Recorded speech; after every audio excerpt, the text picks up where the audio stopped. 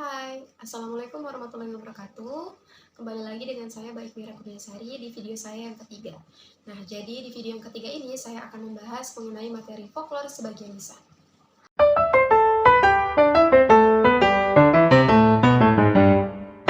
Nah, adapun pokok pembahasan yang akan saya bahas di materi ini yakni ada pengertian folklore sebagian lisan, kemudian ada ciri-ciri folklore sebagian lisan, kemudian ada aspek yang mencakup folklore sebagian lisan, ada contoh folklore sebagian lisan, dan yang terakhir adalah manfaat folklore sebagian lisan.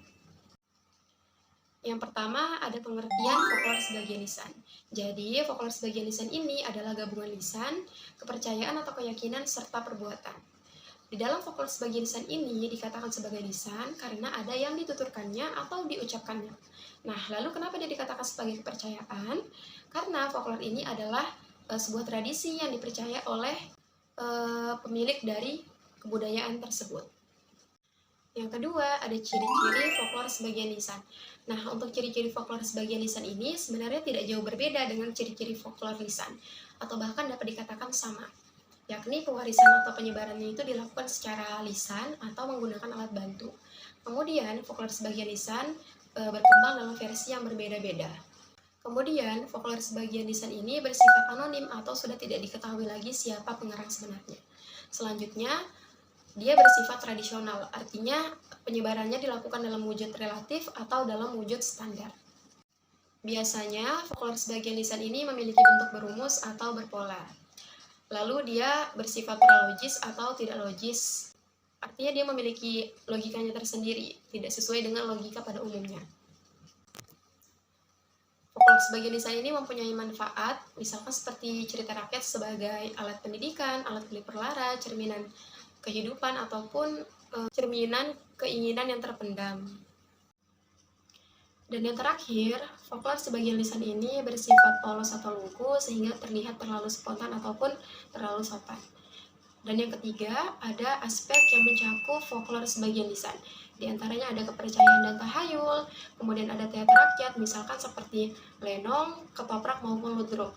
Lalu ada adat istiadat, misalkan seperti merawat ari-ari, selamatan, kemudian ada selapanan dan hitanan. Selanjutnya ada upacara tradisional, misalkan seperti temu manten dan juga mendem golekan.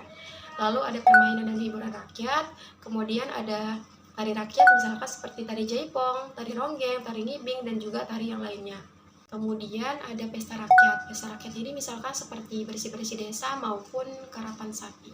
Yang keempat ada contoh folklore sebagian lisan. Yang pertama ada kepercayaan rakyat.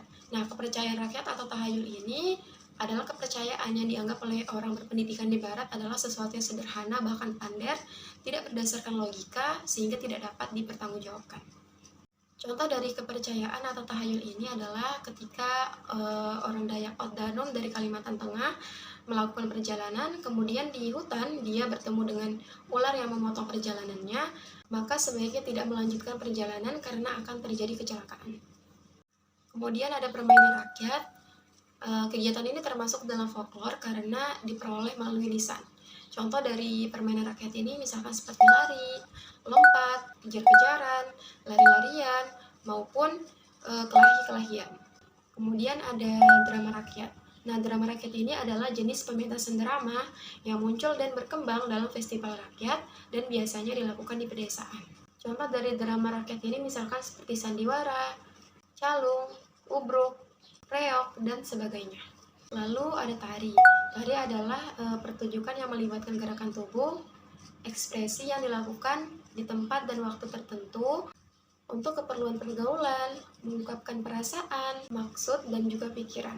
Contohnya misalkan seperti tari tayub, tari ronggeng, tari topeng, dan tari-tari yang lainnya. Selanjutnya ada adat istiadat. Adat istiadat ini adalah bentuk budaya yang mewakili norma, kemudian nilai, tradisi, dan kebiasaan bersama dari suatu kelompok. Nah, biasanya adat istiadat ini digunakan untuk mengatur tata cara dalam beraktivitas, misalkan seperti berkesenian, hiburan, berpakaian, dan juga yang lainnya.